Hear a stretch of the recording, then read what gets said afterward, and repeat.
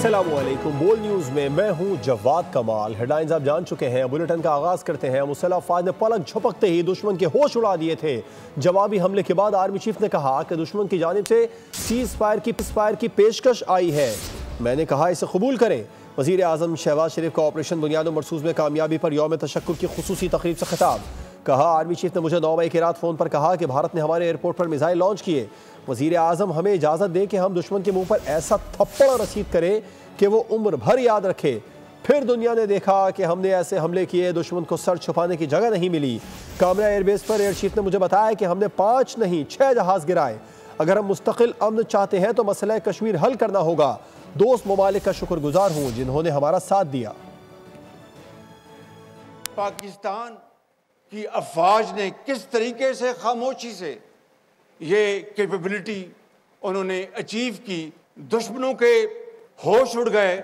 General Asim Munir line پر تھے، ہم نے بڑا بھرپور ان کو جواب دیا ہے، اور اب ہمیں سیز فائر کرنے کی درخواست آ رہی ہے۔ تو آپ کا کیا خیال ہے؟ آپ بسم اللہ کریں اور اس سیز فائر کی آفر کو قبول کریں۔ 9 اور 10 کی درمیانی رات میں تقریباً 2:30 بجے سید آصم منیر نے مجھے سیکیور فون پہ مجھے بتایا ہندوستان نے اپنے بیلسٹک میزائل ابھی لانچ کیے ہیں، ایک نور خان ایئرپورٹ پہ گرا ہے، اور انہوں نے مجھے کہا کہ وزیر اعظم مجھے اب اجازت دیں کہ ہم دشمن کے منہ پر ایسا تھپڑ رسید کریں گے کہ وہ عمر بھر اس کو یاد رکھے گا۔ ہمارے شاہینوں نے حملے کیے اور دشمن کو سر چھپانے کی جگہ نہیں مل رہی تھی۔ ایئر مارشل ظہیر بابر نے مجھے کل بتایا کامرا میں کہ 6 جہاز گرائے، that we have to sit down on the table like peaceful neighbors and settle our outstanding issues, including Jammu and Kashmir. All those friendly countries who have been very helpful in promoting مارکہ حق اور operation بنیاد و مرصوص میں شاندار فتح پر یوم تشکر کی مرکزی تقریب۔ شاہینوں کے فلائی پاس نے دیکھنے والوں کو محبود کر دیا۔ آسمان پر جنگی طیاروں کی گھن گرج نے دشمن پر ہیبت طاری کر دی۔ وزیر اعظم شہباز شریف سے برطانیہ کے وزیر خارجہ ڈیوڈ لیمی نے وزیر اعظم ہاؤس میں ملاقات کی ہے۔ جنگ بندی مفاہمت کو برقرار رکھنے کے لیے پاکستان کے پختہ عزم کا اعادہ کرتے ہوئے انہوں نے کہا کہ پاکستان نے بھارت کی بے بنیاد الزامات اور بلا اشتعال جارحیت کے سامنے انتہائی صبر اور تحمل کا مظاہرہ کیا۔ انہوں نے اس بات کا اعادہ کیا کہ اپنے دفاع کے حق کے استعمال میں پاکستان کا رد عمل متناسب اہداف پر مبنی تھا۔ انہوں نے ہر قیمت پر اپنی خود مختاری اور علاقائی سالمیت کا دفاع کرتے ہوئے جنوبی ایشیا میں امن کے لیے پاکستان کی مضبوط خواہش کا اعادہ کیا۔ وزیر اعظم نے ہر میجسٹری کنگ چارلس سوئم کے ساتھ وزیر اعظم کیئر سٹارمر کے لیے اپنی نیک خواہشات کا اظہار کیا۔ مارکہ حق میں شاندار فتح پر پورا ملک خوشی سے نہال۔ یوم تشکر منایا گیا۔ گورنرز، وزرائے اعلیٰ اور دیگر وزراء نے یادگار پر حاضری دی۔ پرچم کشائی کی تقریبات بھی منعقد ہوئیں۔ دشمن کو منہ توڑ جواب دینے پر افواج پاکستان کو خراج تحسین پیش کیا گیا۔ مارکہ حق میں شہید ہونے والوں کو سلام پیش کیا گیا۔ بھارتی ذلت اور ہزیمت، پاکستان پھر سرخرو۔ بڑی کامیابی پر ملک بھر میں ملی جوش و جذبے کے ساتھ یوم تشکر منایا گیا۔ کراچی کے سندھ سیکریٹریٹ میں وزیر اعلیٰ سندھ نے پرچم کشائی کی۔ دیگر وزراء بھی اس موقع پر موجود رہے۔ وزیر اعلیٰ پنجاب مریم نواز نے بھی پاکستان کا پرچم بلند کیا۔ کہا کہ شاندار فتح پر قوم کو مبارکباد پیش کرتی ہوں۔ یوم تشکر پر گورنر پنجاب سردار سلیم حیدر خان نے بھی پاک افواج کو سلام پیش کیا۔ میں خراج تحسین پیش کرتا ہوں تمام فورسز کو، خاص کر اپنے سپہ سالار کو، ایئر چیف کو، ایری چیف کو، کہ بڑے زبردست طریقے سے ہم پہ مسلط کی ہوئی جنگ کو انہوں نے اس غرور کو خاک میں ملایا جو یہ سمجھتے تھے کہ یہ چھوٹا سا پاکستان ہے۔ پشاور میں بھی یادگار شہداء پر خصوصی تقریب کا انعقاد ہوا۔ وزیر اعلیٰ خیبر پختونخوا اور عسکری حکام نے شرکت کی۔ اس موقع پر علی امین گنڈاپور نے شہداء کے لواحقین سے ملاقات بھی کی۔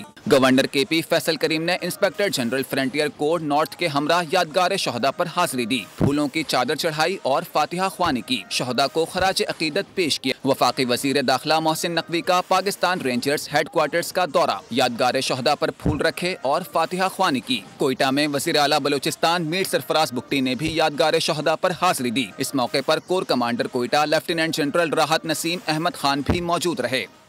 دشمن کے خلاف شاندار فتح پر پاک افواج نے بھی یوم تشکر منایا۔ پاک فوج کے شہداء کی قبروں پر حاضری دی گئی۔ چاقو چوبند دستے نے سلامی پیش کی۔ کراچی میں مزار قائد پر اور لاہور میں علامہ اقبال کے مزار پر گارڈز کی تبدیلی کی پروقار تقریب منعقد ہوئی۔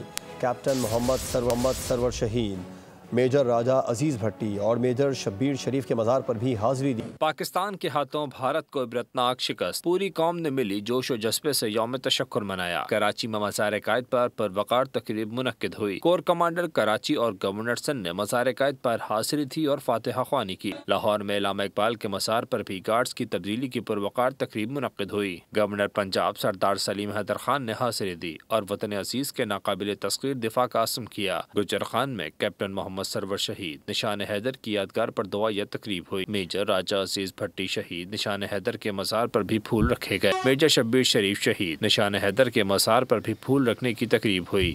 جنرل آفیسر کمانڈنگ سرگودا شہید ہونے والے چیف ٹیک محمد اورنگزیب کے گھر گئے، شہید کے بلند درجات کے لیے دعا کی اور لواحقین سے اظہار تعزیت کیا۔ گلگت بلتستان کے علاقے شگر میں بھی مارکہ حق کی کامیابی پر تقریب منعقد ہوئی۔ کور کمانڈر کوئٹہ اور وزیر اعلیٰ بلوچستان نے شہداء کے اہل خانہ سے ملاقات کی، شہداء کی قربانیوں پر سلام پیش کیا۔ تربت کے ہیڈ کوارٹر ایف سی میں بھی یوم تشکر بھرپور انداز میں منایا گیا۔ پنجاب رینجرز کے چاقو چوبند دستے نے بھی لاہور گریجن میں شہداء کو سلام عقیدت پیش کیا۔ کوہاٹ، شمالی وزیرستان سمیت دیگر شہروں میں بھی پاک فوج کی جانب سے یوم تشکر کی خصوصی تقریب منعقد ہوئی۔